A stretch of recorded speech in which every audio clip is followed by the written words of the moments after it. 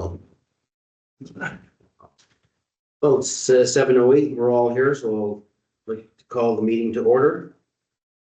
And I'll ask, is there any additions to the agenda? Hearing none, I'll ask for a motion to approve the agenda as presented. Councilor Barrett, Yeah, so. do we have a seconder? All in favor, please say yes. Yes.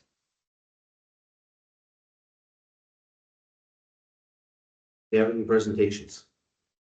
There are no presentations, Suji. Council, agenda item number 5. Council reports and assigned committees. Councilor Barrett. So, we've had some continuing, committee meetings with the Straight Area Chamber of Commerce, the Housing Steering Committee, moving forward with the nonprofit Affordable Housing Association. It's moving forward. Tom Gunn is heading that and registering the joint stocks and looking for membership, moving forward with that, moving things along. I've also attended some committee meetings with the Cape Breton South Healthcare Recruiting, which we had a presentation from Gina last meeting, so kind of up to speed on that. Also attended.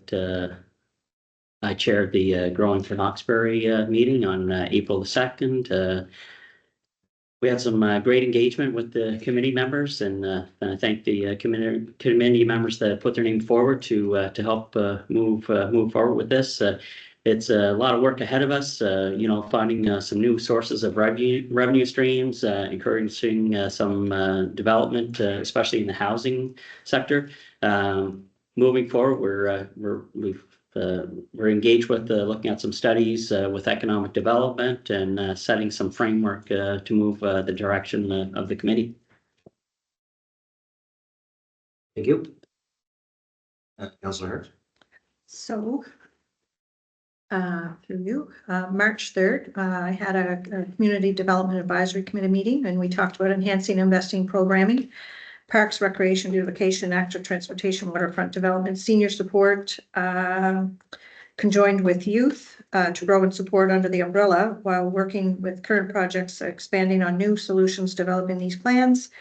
And I might add, we have a wonderful team of community members to enhance this, which I will advance on that in a minute to, I think we were looking for some input on our committee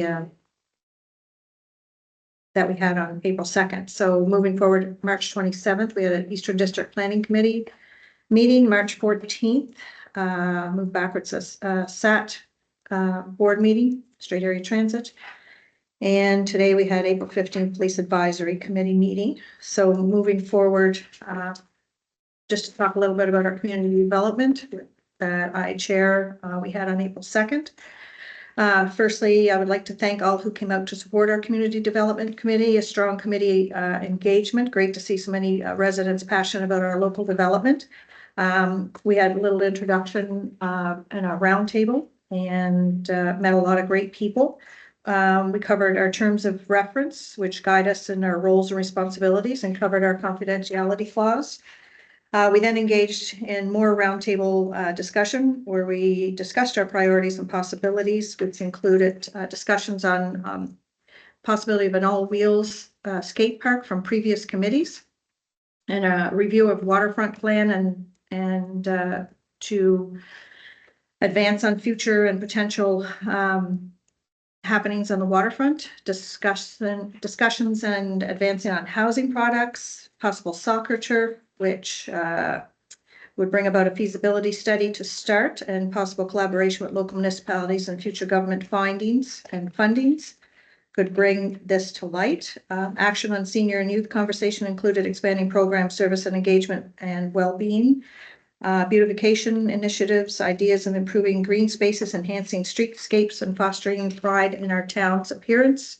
An overall positive outcome of meeting with a strong sense of collaboration and shared vision of the community members, create a lot of momentum for our town and people feeling heard, and they were energized and overall ready to take the next steps. We laid a solid foundation to the meaningful process through this community-driven action. Thank you for the comprehensive report. Welcome. I'll give my report as well, but before I do, I just wanted to acknowledge that we have absent this evening, one councillor and the mayor, yet we have quorum to continue. I'll go on with my report now. On March 5th, met with the mayor and the MP on a project that we're working on for Port Hawkesbury. On March 6th, prior to the Grove Port Hawkesbury being formed, Councillor Barrett and I met with Michelle Sampson of the Cape Breton Partnership and Economic Development Officer for the town of Port Hawkesbury. On March 10th, there's a meeting that I attended for the town of Port Hawkesbury budget information session.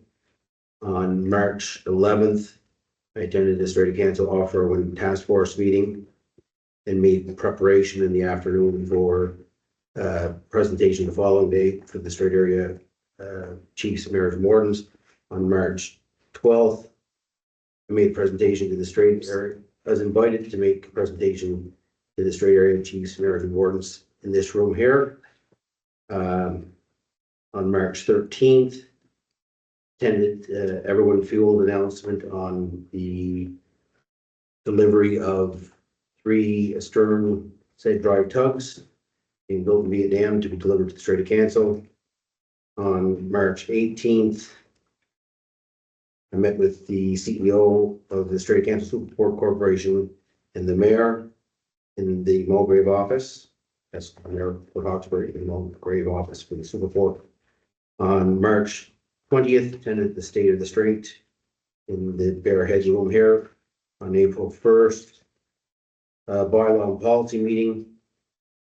And that evening, after we had a public meeting of council, which we didn't go through council reports, which is why I'm getting us up at that date. On April 2nd, 2:30 to 5, budget meeting. And that evening, Grove Port Hawkesbury meeting, chaired by Councillor Barrett.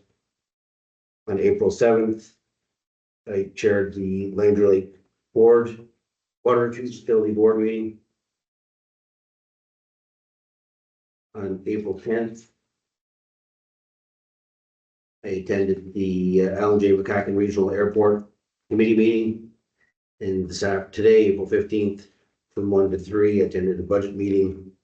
And from 6 until 2 minutes after 7, brings up to the minute, Strait Council Yacht Club meeting held upstairs.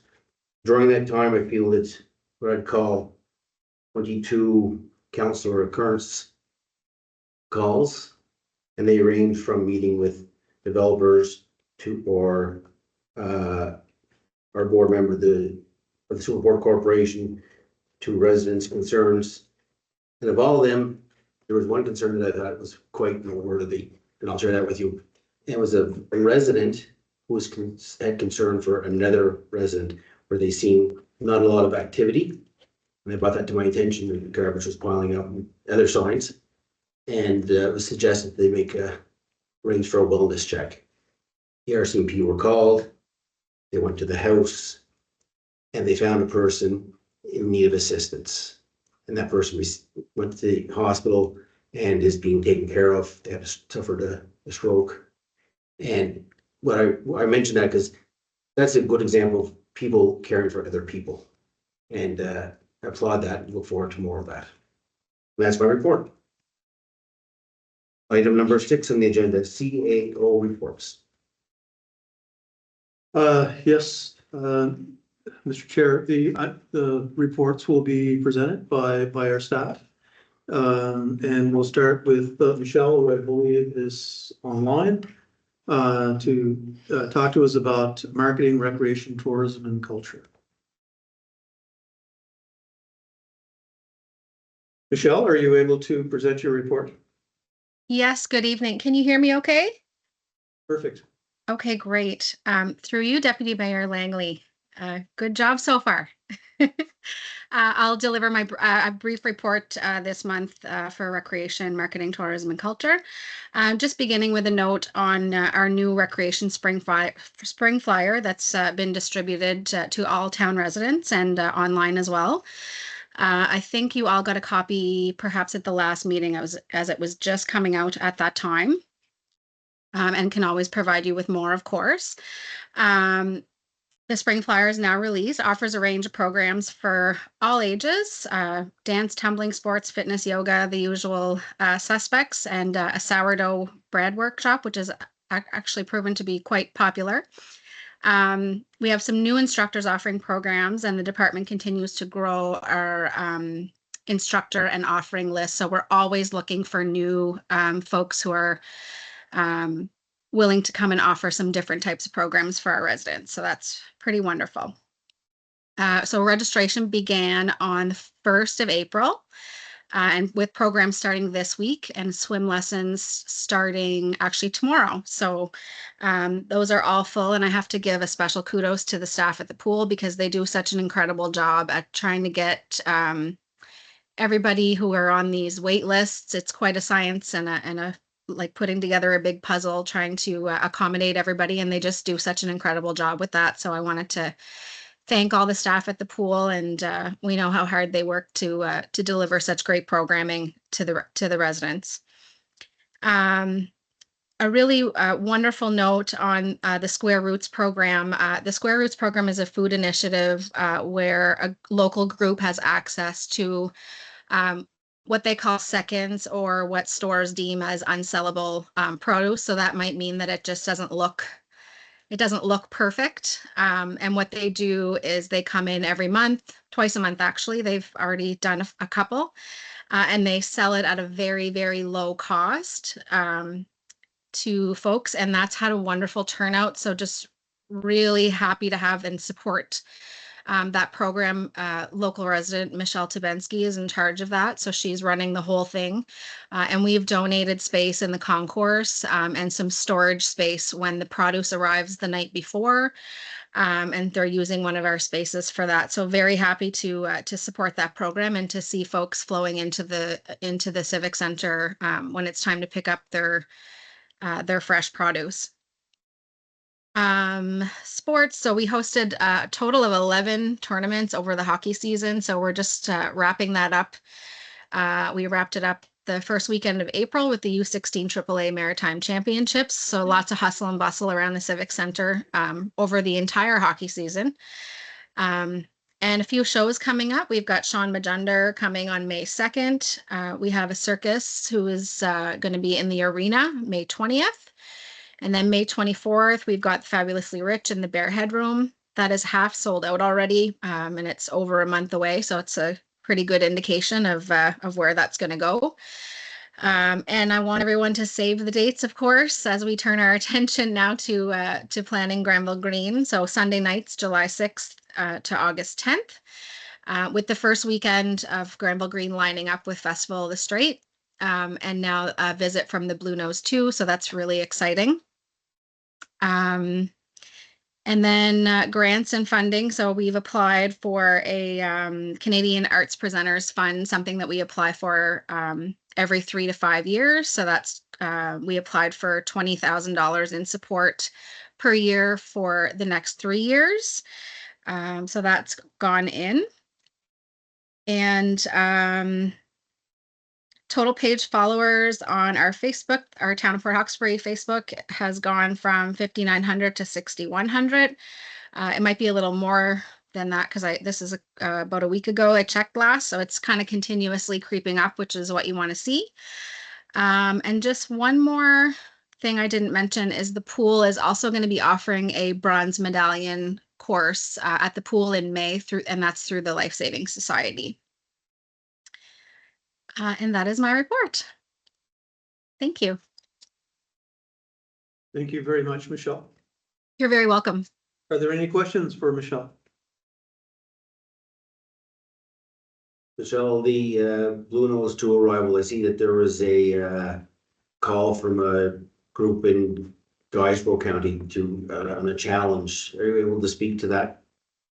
Yes, so I think I forget the name of the group, but in a nutshell, the group is challenging the town of Port Hawkesbury to see who can build, I guess, kind of build the most momentum around or excitement around the arrival of the Blue Nose 2, because it heads over to Canso after it leaves Port Hawkesbury. So what they're looking for is us to generate some excitement for a welcoming flotilla. So getting, boats and people out to see the Blue Nose 2 at their arrival. So we're going to be, I think, working on a communication plan around that, because we'd really like to see the waterfront full on those days, and lots of people out to visit the Blue Nose.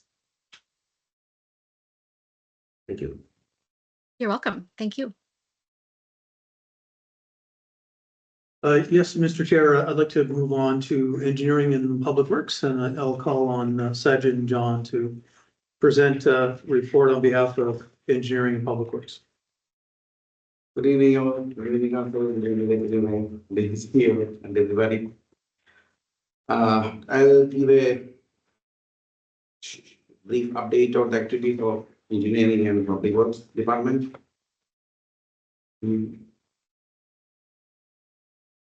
Next slide. Starting with the public works building, interior finishing is progressing steadily. Electrical, plumbing, ventilation, and compressed air systems are nearly in completion, with ongoing work on driveway, millwork, and overhead door controls. All trades remain well coordinated, and the project continues to track within the revised schedule. And we expect that to finish by the month of June end. And moving to the water system updates, the tank erection at Pitt Street is well underway. Yard piping has been completed and passed both pressure and bacteriological testing. Mechanical internal works is ongoing at both locations. We continue to monitor the progress closely against the schedule and quality targets. In terms of public work operations, our crews have been active with cold mix asphalt repair across town and provided winter maintenance services as needed during the late season weather events. They continue to prioritize safety and essential infrastructure maintenance during this seasonal transition. Under department initiatives, survey work for the Pine Ridge Drive sidewalk project has been completed, and WSP, our consultant, is now finalizing the design. This is a key planning project that will support enhanced pedestrian accessibility in that region. And upgrades to the PLC system at the water treatment plant are ongoing as part of our efforts to improve automation and operational efficiency. And the last, the Tamarack Trail upgrades, that's a new project. The tender closed on April 10th, and we received 2 bids. For consultant at WSP are currently reviewing the submissions, and we will proceed accordingly to support the project's active transportation goals. And last in my list, it's like a reminder for the residential curbside spring cleanup program. We will be conducting that this year from May 12th to 16th. And public notices will be shared to residents via our website, social media, and radio, such other platforms. So that's all. Thank you. Thank you. So are there any questions for Sajid on his presentation or report? Not this time. Good. Thank you, Sajid. That was very, very detailed and complete report. I'll call on Ms. Cordy here. Ernie? We'll move on to finance for Aaron. It's budget time and most of the concentration of finances around that, but I'll hand things over to Aaron. Thank you, Deputy Mayor. I did in my report for the previous joint public meeting, I did circulate a updated intermunicipal agreement for the Straight IT group. So that's the group that provides IT services to our municipality and for other municipalities. It's been operational now for about 3 years. And that intermunicipal agreement is how that municipal or that entity is incorporated. And there's just some housekeeping items within that. I was going to go through those changes tonight, but in lieu of that, I will send out to council just highlighting the changes from the old intermunicipal agreement to the new intermunicipal agreement. And if you have any questions on those, you can reach out to me. But they have already been passed by, I think, 3 of the 5 municipalities. So looking to move that updated or the changes to that intermunicipal agreement forward to the May public, but I will circulate those changes around, and they're mostly housekeeping, just and more clarifying things that we were not sure how to interpret kind of after going and revisiting the intermunicipal agreement after being in operation for a period of time. I'd also in my report was looking to potentially divert or amend the location or the reserve where we were going to be utilizing gas tax funding for our comfort center upgrades that we did last year. But since that, I've had further conversations with folks in the province around that. And we've kind of realigned the project where we're only applying for, there was a challenge with the generator being mobile. So what we've done is just applied for, based on the funding that we were requesting through gas tax or requesting to use through gas tax, we only, we can utilize just the electrical within the building, which is fixed. So we've just amended our application to those. So we are not required to switch the reserve that we're utilizing for that project. So I don't require that anymore. Again, yeah, budget process continues and will continue for another few weeks. Audit preparations are also underway. We anticipate having our audit planning committee meeting in May. Just had an email from the auditors just on a couple of final things around the audit plan this evening. So yeah, well underway. Our field work is scheduled for the first week in June. Yeah, and that's it for my report. I'm happy to answer any questions if you have.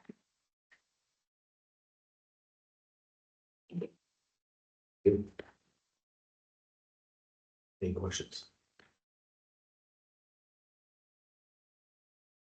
Any questions for Aaron?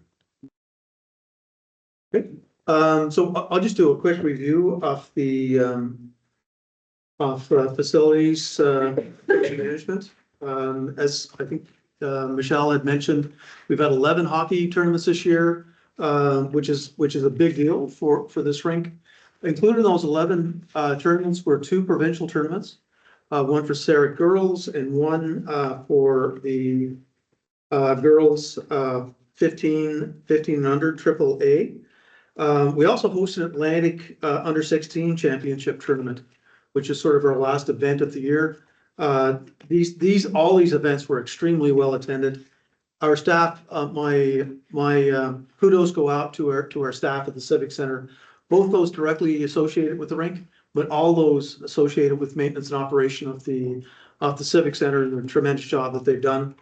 We've had a number of compliments throughout that period. And for this building itself, which just seems to be always busy. So very, very happy with the work that's being done here. We received a grant for 6 summer students this year. That's less than we typically have over the last number of years, but we have been down to that lower number previously. There's a pool maintenance project that we've talked to you about through budget that is moving along, and the next phase is around water skimmers. That's moving on. The spring improvements this year will include cleanup around Sunset Park, AT path paving, additional seating and accessibility picnic style tables. So there's a fair amount of work happening that we started at Sunset Park and that will continue. Parks and fields, just a little bit on the Dan Willey McDonald field lighting project and improvements there. That project is going very well.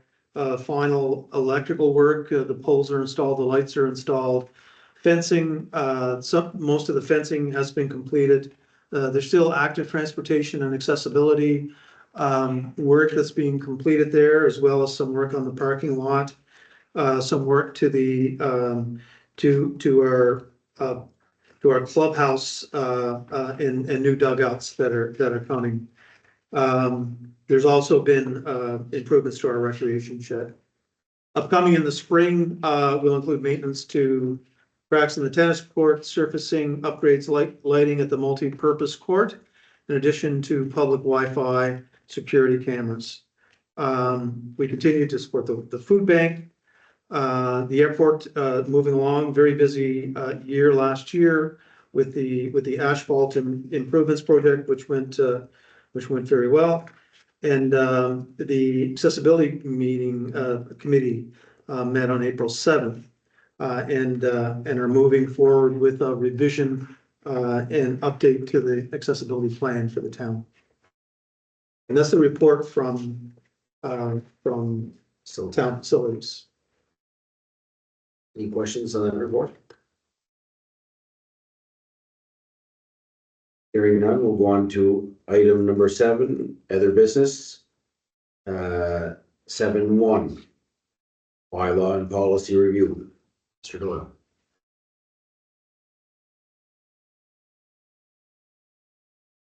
Yeah, I just have to get back to my, Take your time. thank you.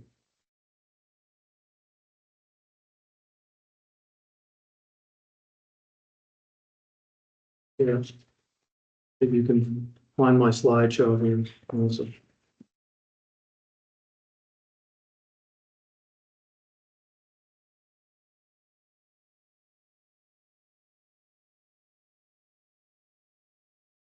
There we go. Thanks. Yeah, we'll just share it again. Yeah, that's great. Thanks.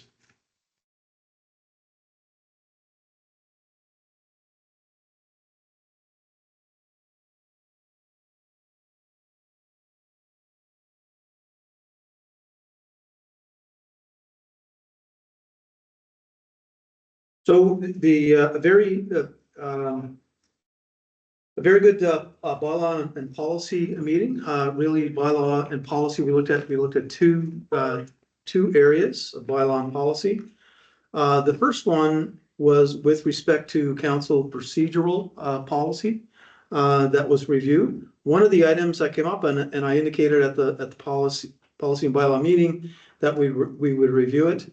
And it's in reference to this clause that's in our new policy. And that's formalization of a practice that's been in place in the town for a number of years around the appointment of deputy mayor. So we've tried to formalize that in there. And we're stating that the appointment of the deputy mayor will take place at the swearing in ceremony following the municipal election. The deputy mayor will hold office for a term of 1 year. All members of council shall serve 1 year as deputy mayor. The order of the appointment will be based on the number of electoral votes received, with the councillor who receives the highest number of votes appointed first, and the councillor who received the least number of votes appointed to the final year of the council term. So that's the clause, and through that there was discussion on what happens, how do other municipalities do that. So Melissa did some research and created this table. So just having a look at that. There's a number of municipalities that do it very similar to what we've done. So ourselves, the town of Mulgrave, the town of Pictou, and the town of Glasgow, from those that we surveyed, all choose their deputy mayor based on that same process. The town of Antigonish, they actually ask for applicants through the committee of whole process, and then the councillors vote on a deputy mayor through that process.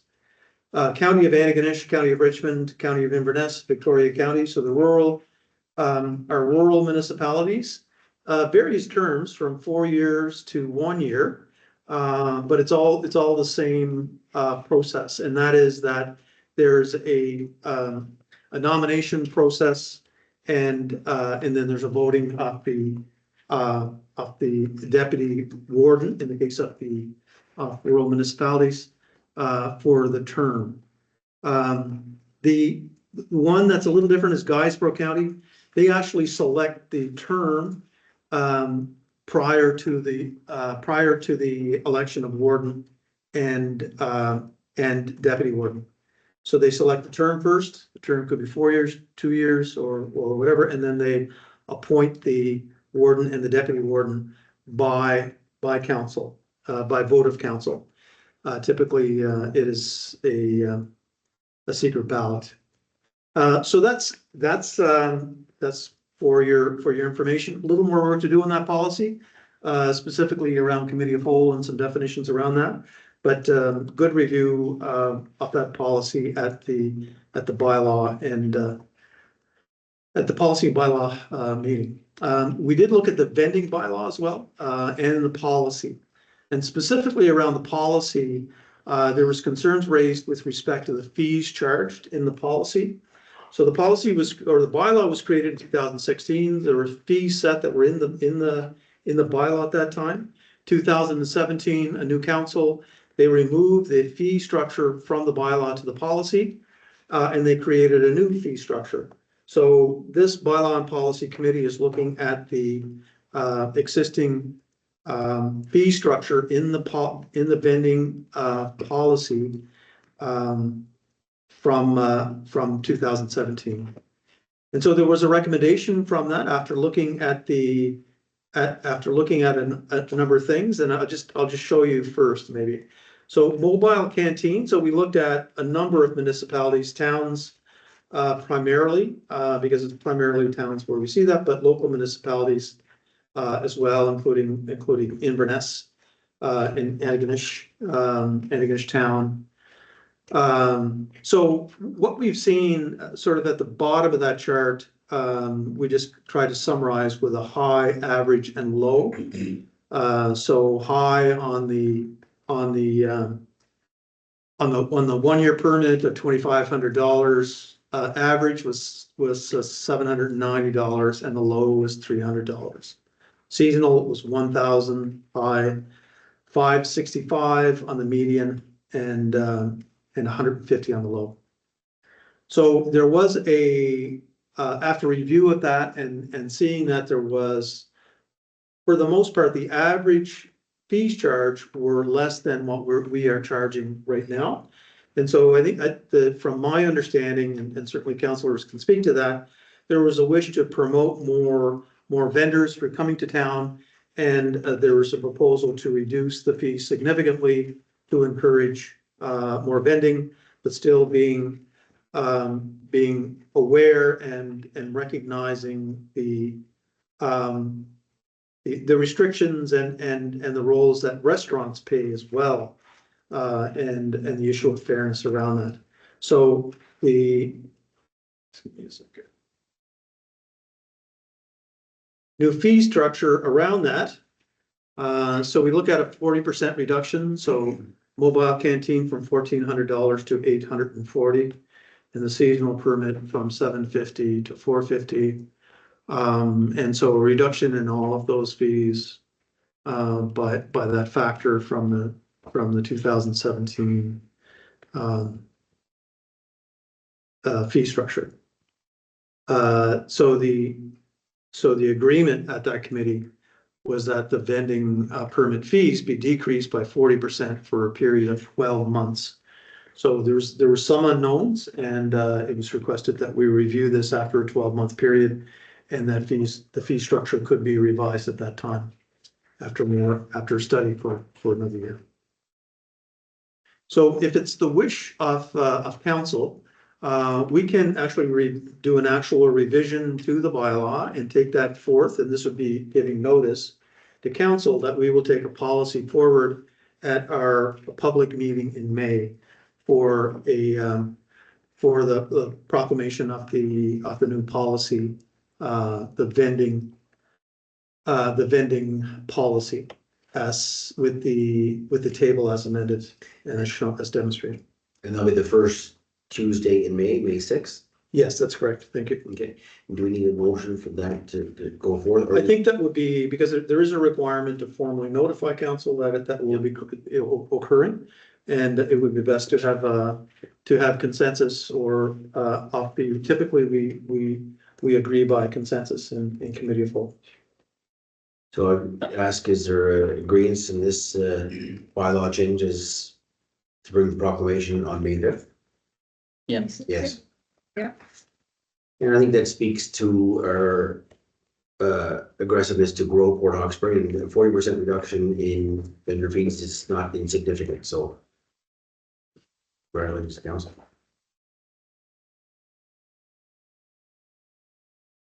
So, Mr. Chair, we added updates from councilors, and that was specifically around our two new committees. But councilors have addressed that through their committee report, so it's up to council whether they wish to review that, or we can move on to the next item. Well, I'll ask council if they want to expand on that a little more. We're seeking to grow Port Hawkesbury and develop Port Hawkesbury. Well, yeah, I mean, we covered it earlier, but we're pretty enthusiastic about the committee and the work that's ahead of us as a driver for growth in, revenue for spending and further growth in the town. Councilor Hart. I just want to recognize my fellow town, Michelle Farrow and CA Terry Doyle and Councillor McQuarrie, who were part of that forum, and we're very supportive, and I think we're all excited for the momentum to move forward, and And that's in develop Port Hawkesbury. that's development. Thank you. But we're spending the money. Item number 7.3. Fibromyalgia request. Yes, thank you, Deputy Mayor. So we have a request from the Fibromyalgia Association of Canada. This is an annual request that we have, and it's with respect to illuminating in purple to support fibromyalgia.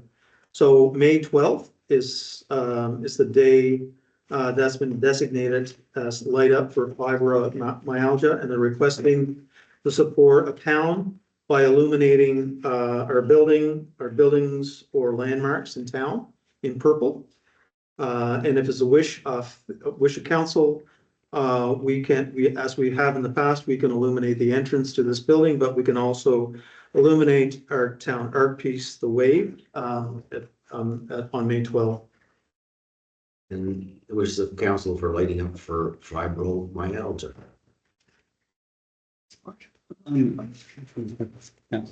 Yeah, I'm totally in support of that. It's not a big ask in recognition of their cause. Light it up on the 12th. It's fibromyalgia. Other business 7.4, heavy garbage and collection.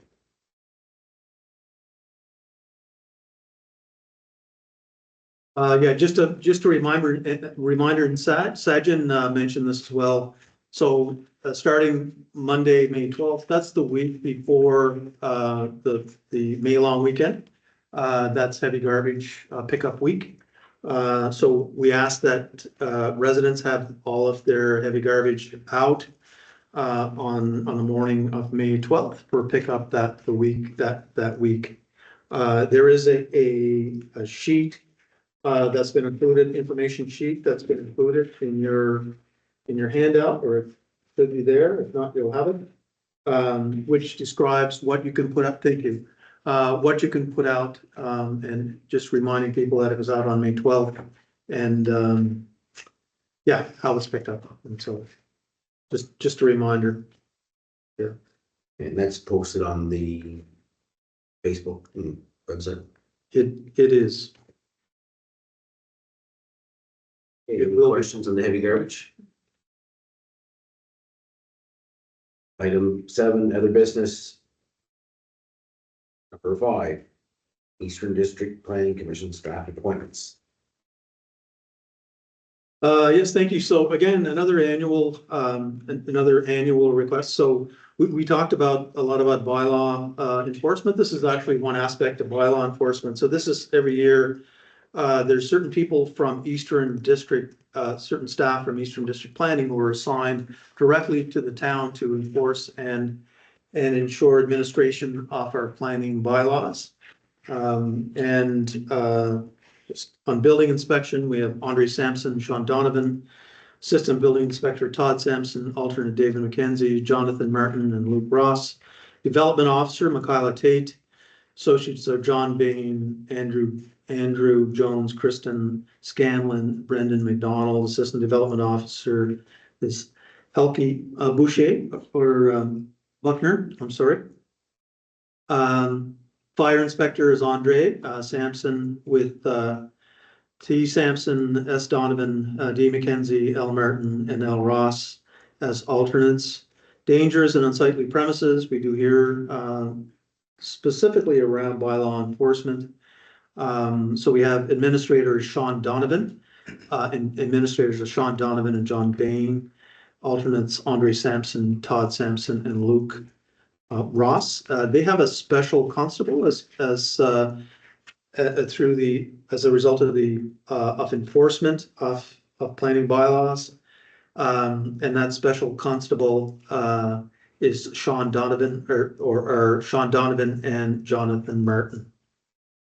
So we had asked that this will go forward to the May public meeting for a motion to appoint the persons identified to those positions.